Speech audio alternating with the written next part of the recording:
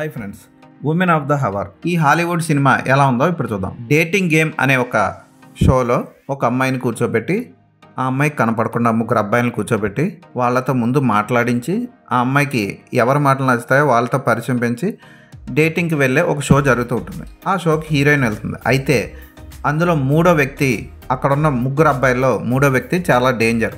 వాడొక ఫోటోగ్రాఫర్. అమ్మాయిల్ని ఊరి చివరికి తీసుకెళ్ళి వాళ్ళని చంపేస్తూ ఉంటాడు ఫోటోలు తీసే నెపంతో. వాడి కన్ను హీరోయిన్ మీద పడుతుంది. చివరికి ఏమైంది అన్నది సినిమా చూసి తెలుసుకోవాలి. దర్శకుడు ఈ సినిమాని రియల్ స్టోరీగా చూపిద్దాం అనుకున్నాడు. సైకోటిక్ ఫోటోగ్రాఫర్ని బాగానే చూపించాడు. ఆ సైకోగా నటించిన విలన్ కూడా బాగా చేశాడు. హీరోయిన్ ఓకే, జస్ట్ షోలో కూర్చోవడం, పెద్దగా చేసేదే ఉండదు. హీరోయిన్ పెద్దగా ప్రతిఘటించింది కూడా సినిమాలో ఉండదు. Telugu dubbing okay. 2 ఏళ్ల క్రితం రిలీజ్ అయిన ఈ సినిమా బాగా ఓల్డ్ సినిమాలా అనిపిస్తుంది. ఆ కలర్ టోన్ కానీ ఆ ఎడిటింగ్ స్టైల్ కానీ వెరైటీగా ఉంటాయి. సినిమా క్లైమాక్స్ని కూడా